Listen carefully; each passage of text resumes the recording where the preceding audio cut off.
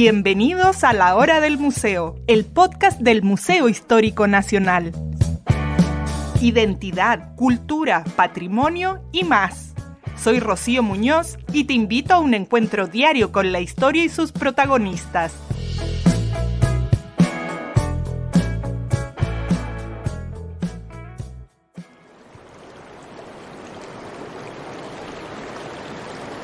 Hoy nos sumergimos en una experiencia única donde el arte, la geografía y el sonido se encuentran para revelarnos los secretos del Alto Biobío. Es este el río que están escuchando. Acompáñennos en este viaje sensorial a través de la exposición Del rayo al efecto tardío del trueno, junto a sus creadoras Carolina Opazo y Rebeca Olea, quienes nos guiarán por este fascinante recorrido en la Pinacoteca de la Universidad de Concepción. ¿Están listos para explorar el corazón de la cordillera?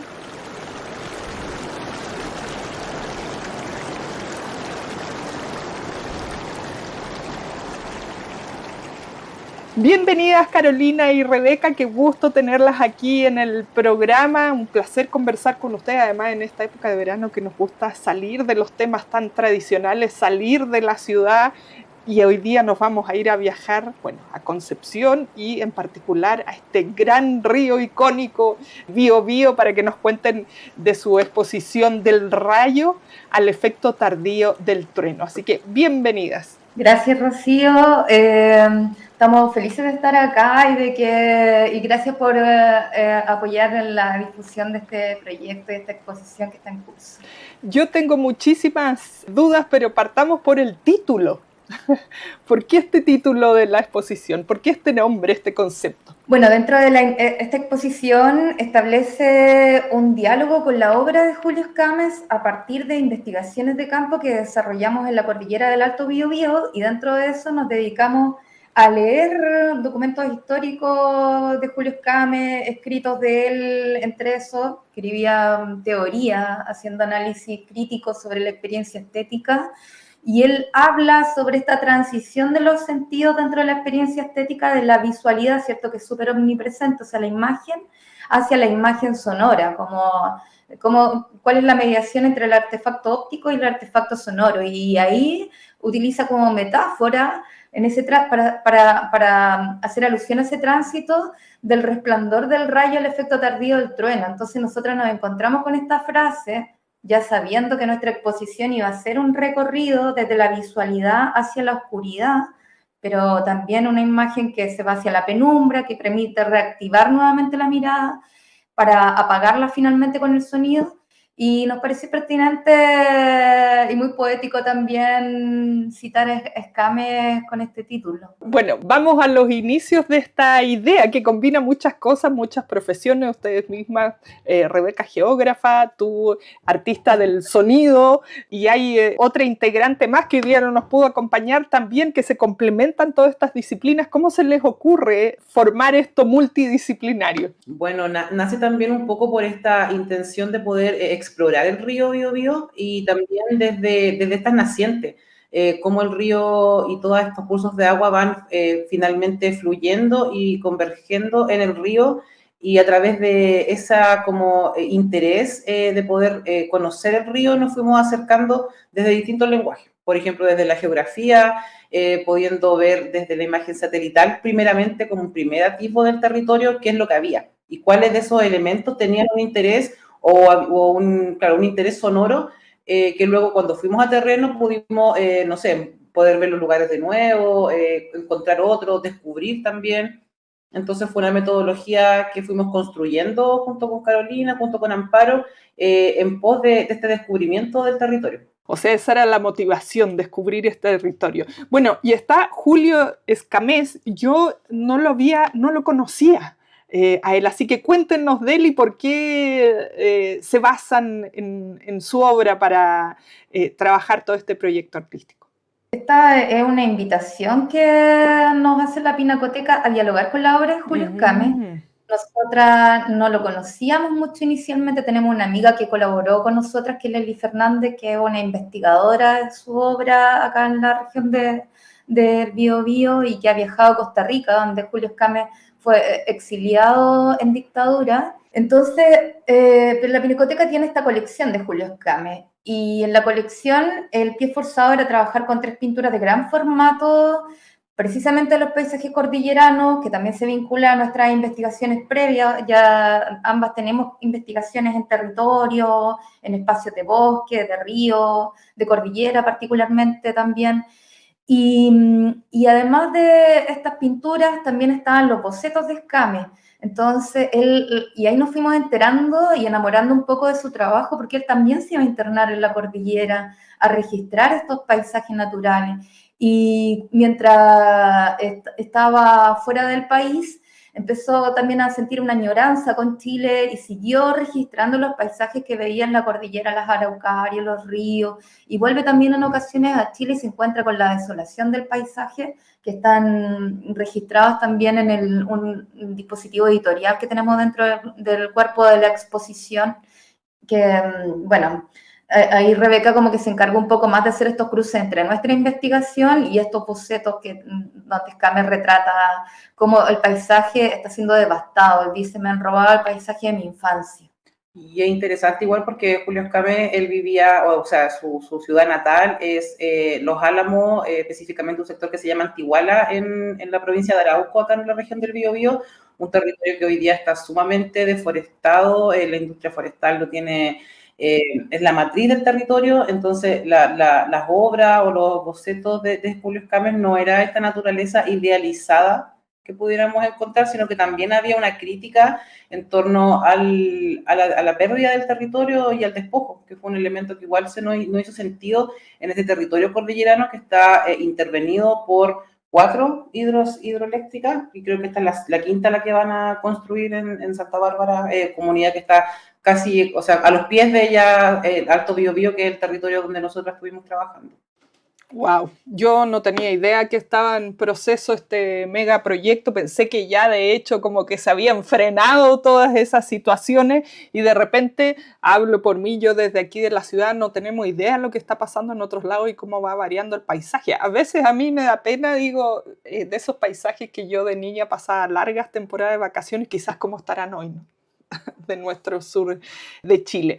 Bueno, continuando con este tras bambalinas de la exposición, ustedes, bueno, ven estas obras, se sienten interpeladas, digamos, de alguna manera, también porque es un territorio que ustedes son de ahí, lo tienen, digamos, en la piel.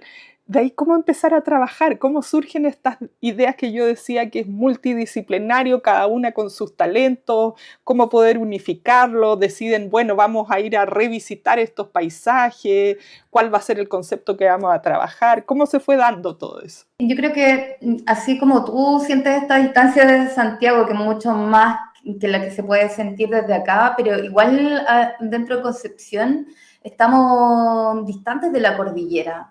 No geográficamente, pero sí distantes. No es un tema la cordillera para nosotros, ¿cachai? Y todas estas comunidades y todos estos pueblos están aislados realmente. Y el río también lo tenemos distante, no le damos la cara al río, entonces... Pero sí, nosotras ya llevamos un tiempo investigando desde nuestros distintos lugares. Rebeca no solamente es geógrafa, pero es una geógrafa transdisciplinar que se traslada al patrimonio, que se traslada a las artes. Entonces... nada, hay una necesidad, yo creo, por encontrarte con el agua, porque también de alguna manera somos cuerpos de agua, encarnamos el agua, entonces hay una búsqueda un poco más pulsional. Bueno, también esta búsqueda del agua, en el mismo terreno pudimos explorar elementos que fuimos viendo ahí en el mismo territorio, y también que quisimos llevar luego a la muestra con estas sistematizaciones, por llamarlo de alguna manera, de todo este recorrido. Y así también es como, por ejemplo, llegamos a este producto editorial, que es uno de los elementos que están en la muestra, que sintetiza este recorrido que hicimos desde el río Pangue hasta... un par de kilómetros hasta llegar a la Laguna del Barco, que fue hasta donde pudimos llegar por las condiciones del camino, y que igual es un trayecto, como decía Carolina, es que está cercano, está en la región, pero también fue un redescubrir el volver a acercarnos, porque todos estos cambios del territorio igual hacen que el paisaje cambie y varíe no sé, en periodos de tiempo cortos. igual. Totalmente. A ver, para hacer una idea, ustedes salen desde Concepción y van hacia la cordillera, buscando como el inicio del río Biobío, o como cuál era el objetivo, digamos, el punto, la meta de este recorrido. Sí, buscando por un lado el inicio del río Biobío, con esa curiosidad de dónde emerge este río, ¿cierto? ¿Cuáles son esos cuerpos que alimentan el río? Y ahí están los volcanes, todos estos arroyos que bajan de la montaña, los saltos de agua, etcétera.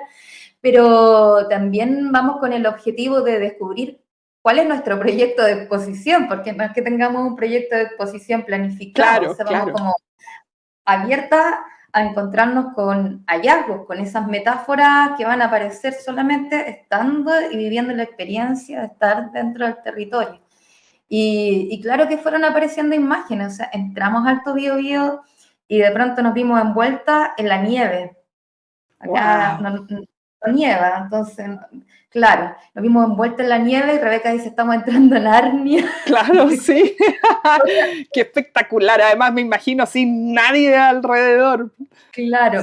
Sí, también, claro, y cómo el paisaje cambia igual, la morfología en particular de Alto Biobío por sus vertientes hace que de pronto estemos avanzando un par de metros con nieve y luego cambia la vertiente, la pendiente y nos encontramos con un sector muy seco, entonces también el mismo territorio es muy zigzagueante en sus montañas y bueno, como dice Caro, también un descubrir y encontrar estos paisajes que de pronto no pensábamos que íbamos a encontrar. Montañas suspendidas en el agua, en el embalse, por ejemplo. Igual es dramático, es bello, pero al mismo tiempo hay como un contraste entre la belleza y las capas la devastación del territorio.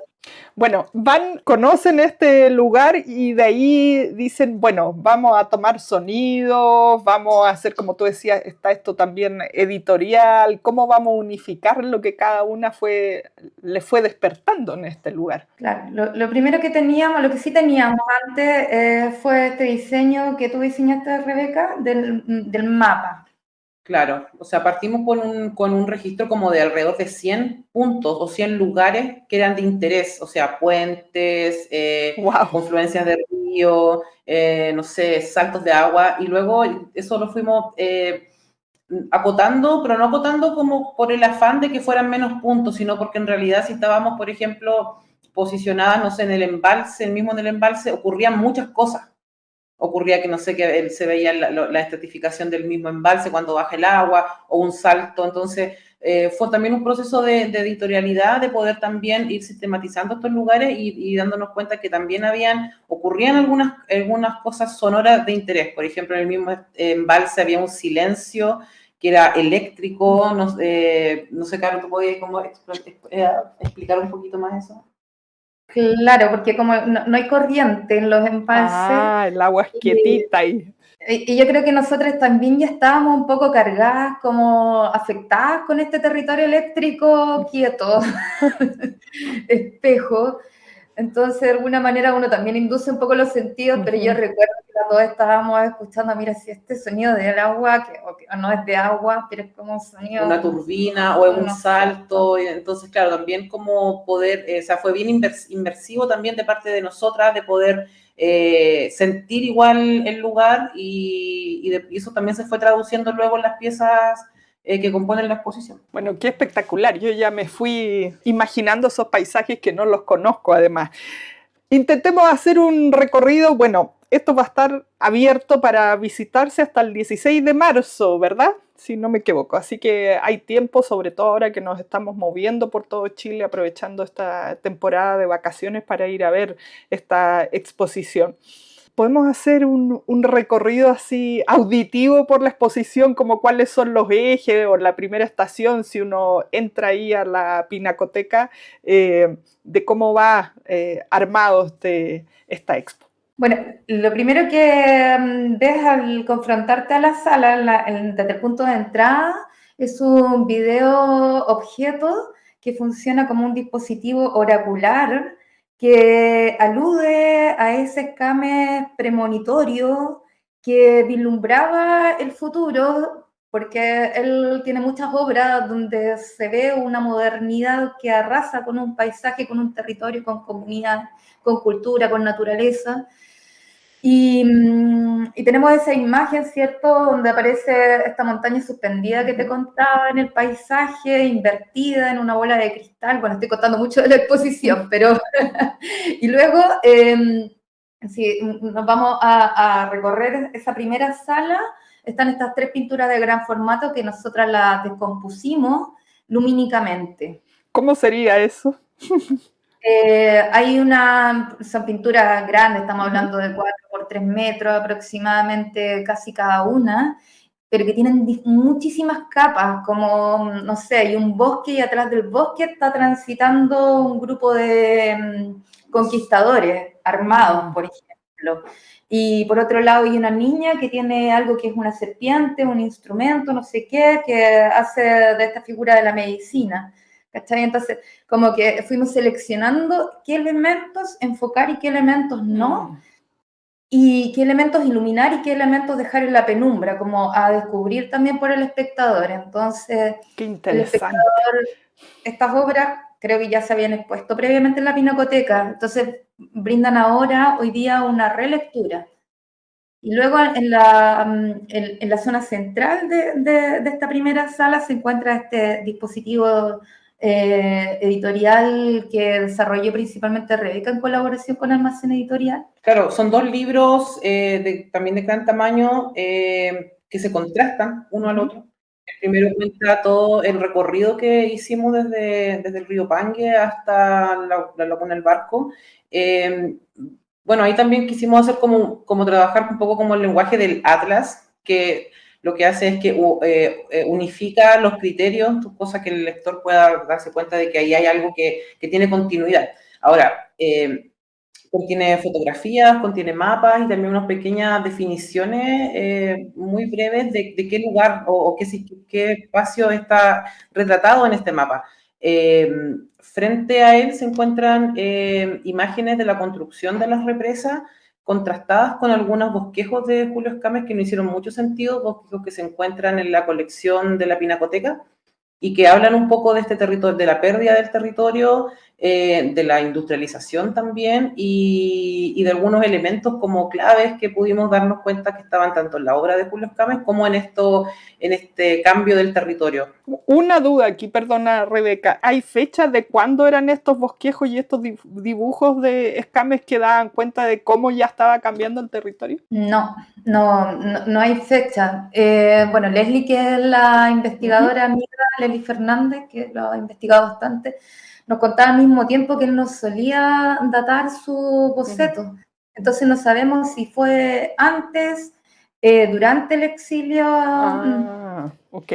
Sí, para saber, digamos, desde cuándo se viene como depredando el paisaje de alguna manera. Sí, por eso también como que aludíamos a ese carácter como oracular que podíamos encontrar en la obra de Julio Escames y que nos daba luces a lo que veíamos hoy día. Bueno, este mapa, dispositivo mapa está al medio de la sala, alrededor están los cuadros que decía Carolina y luego eso conduce al pasillo que es la segunda sala de la sala.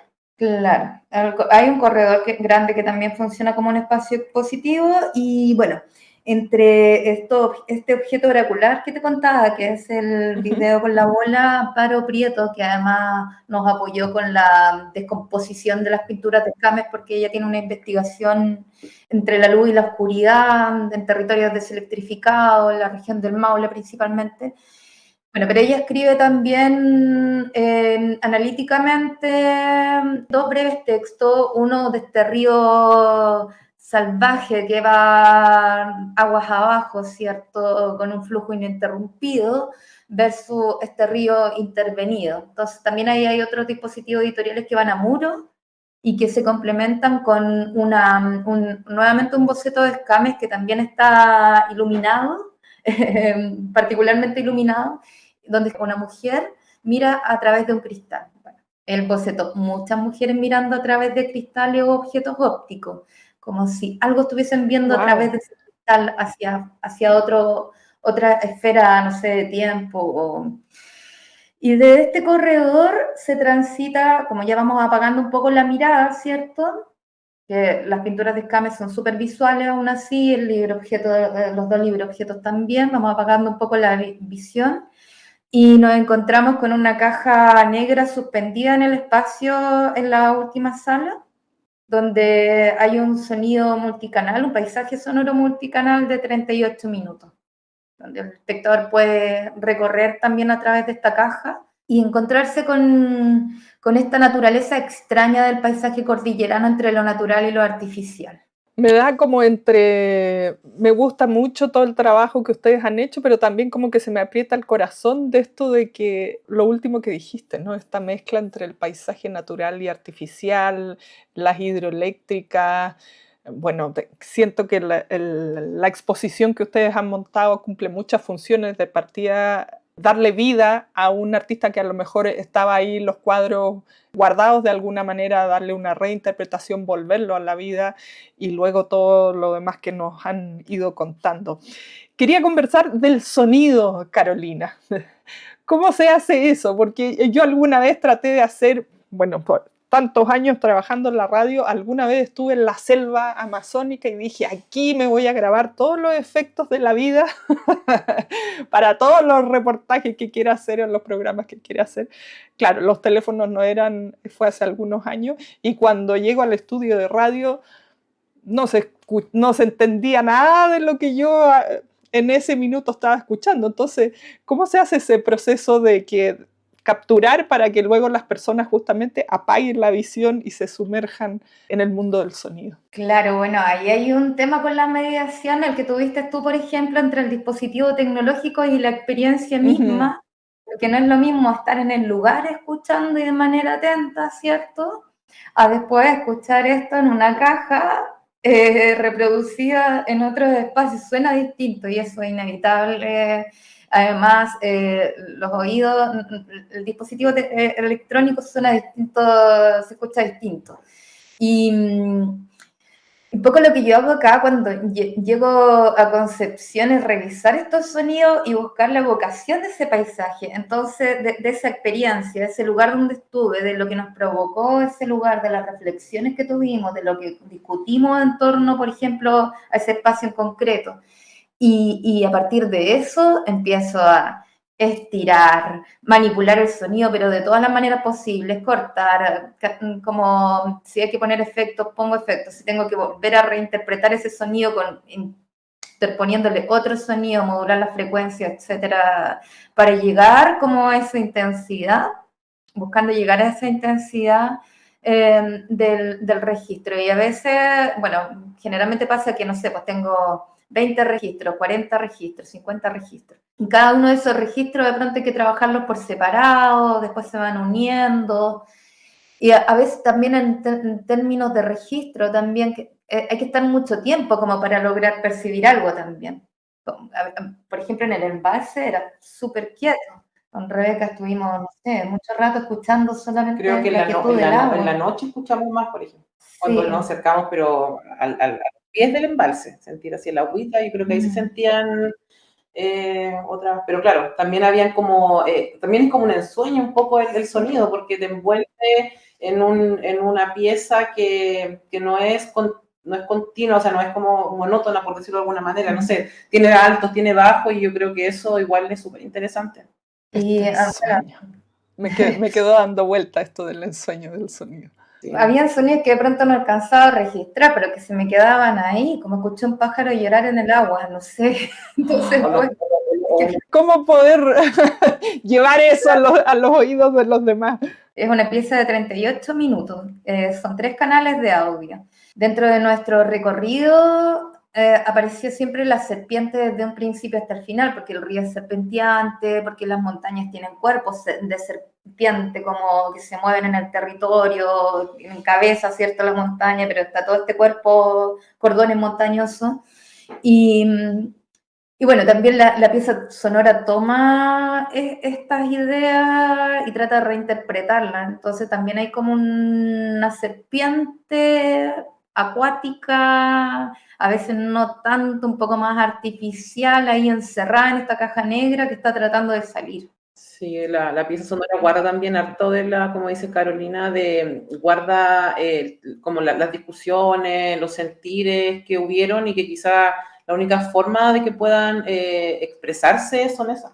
Me lleva a pensar en esta leyenda o mito fundacional mapuche de Tren Tren, que es Sí. la serpiente, que bueno, tú decías, ¿no? Están las montañas, sale de ahí, hay una lucha, no recuerdo muy bien cómo es la historia en sí, pero me lleva a pensar en eso. Esos elementos como que eran súper latentes hasta de una manera muy literal, o sea, las estrellas se reflejaban completamente en los cuerpos de agua, entonces, claro, también hubo un trabajo ahí de no caer quizás en esa literalidad y poder darle una relectura igual a los elementos que estábamos viendo, porque no es que el territorio, o sea, no es un territorio natural completamente, no quiero usar esa palabra, pero que no tenga intervención de alguna manera. Eso voy. Es que las estrellas se reflejan en el agua precisamente porque es un embalse, entonces teníamos la montaña reflejada en el agua y las estrellas sobre la montaña reflejada en el agua y ahí decíamos, bueno, esta montaña es celeste, es terrenal, es acuática, es natural, es artificial. Bueno, vamos a decir, la bola que el paisaje invita a hacer, ¿no? Porque al final un viaje a un lugar así es una introspección y una conexión de otra manera que necesitamos tanto y que a veces no nos la damos. Me parece fascinante todo esto, toda esta reinterpretación de las cosas. Después de haber trabajado juntas, y me quedé con una duda, ¿se quedaban a acampar ahí? No sé si hicieron varios viajes, solo uno por mucho tiempo. ¿Cómo fue eso? Hicimos 2 viajes y en los 2 viajes nos quedamos en una cabaña frente a nuestra cabeza de serpiente, nuestra montaña, y con recorrido intenso. O sea, nosotros pensamos, claro, llegamos a Alto Biobío y de ahí hacia el interior de la cordillera no es tanto, y no, camino de ripio, 4 o 5 horas. Claro, los caminos van rodeando igual el embalse, entonces, por lo menos en el embalse Ralco, que es el que está más arriba, tiene muchos brazos, entonces para poder llegar a los brazos hay como que avanzar, como dice Caro, mucho, y lo otro es que nosotros igual fuimos en invierno primavera, entonces por eso nos encontramos con nieve. La segunda vez ya había nieve, pero mucho más arriba de la cordillera. Esa vez estaba desde ya subiendo, ya nos encontrábamos con nieve. Entonces, claro, ese fue como el acercamiento que tuvimos. Tengo que ir a conocerlo, después de esta conversación con ustedes. No nos queda mucho tiempo. ¿Cómo se ven para futuro? ¿Tienen ganas de seguir trabajando juntas en temas de naturaleza? ¿Cómo les fue con esta experiencia? Bueno, ahora están con la exposición, pero como que de repente estando ahí a uno se le ocurren miles de ideas, pero no puede meterlas todas en una sola exposición. ¿Cómo lo ven para más adelante? No, absolutamente. Además, nosotras hacemos clases juntas en un magíster de arte y patrimonio. Entonces ya veníamos con esa energía de colaboración y de vinculación también entre las artes, la geografía o el territorio, el lenguaje artístico, como que por ahí vamos. Sí, absolutamente motivada a seguir trabajando en territorios de montaña. Bueno, yo ya tenía una investigación con el volcán Antuco previamente, pero queremos seguir explorando esta zona cordillerana que es maravillosa. Pero claro, también desoladora, pero maravillosa al mismo tiempo.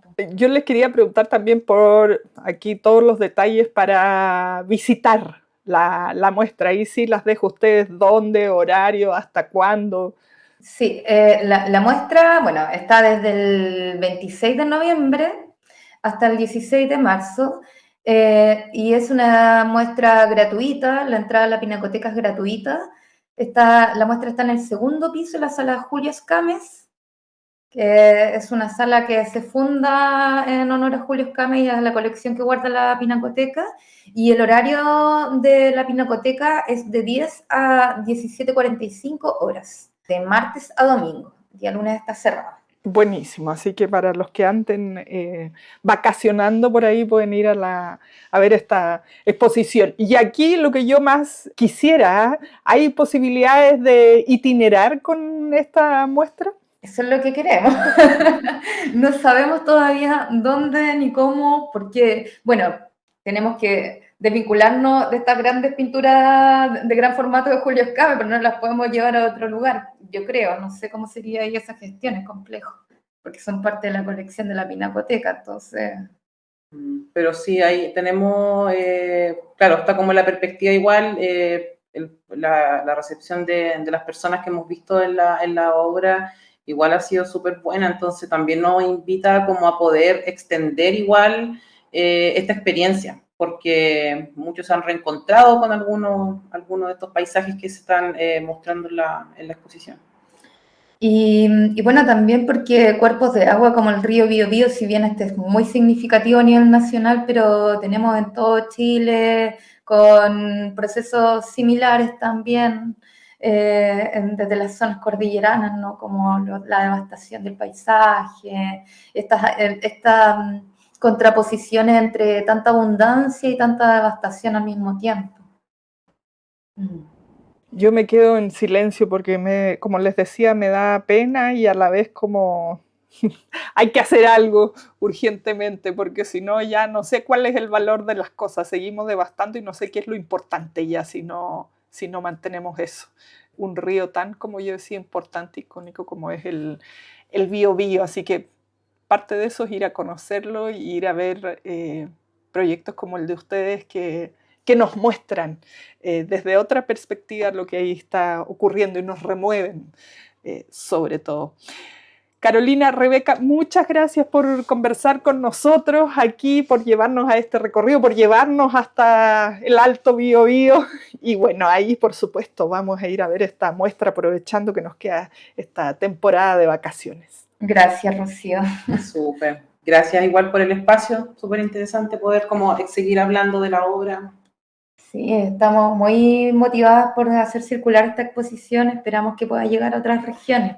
La vamos a estar esperando aquí en Santiago, así que es necesario que salga para otros lados. Bueno, fue un placer conversar con ustedes, muchas gracias. Un placer conversar contigo, gracias igualmente. Esto fue La Hora del Museo, un encuentro cotidiano con nuestra historia, el podcast del Museo Histórico Nacional.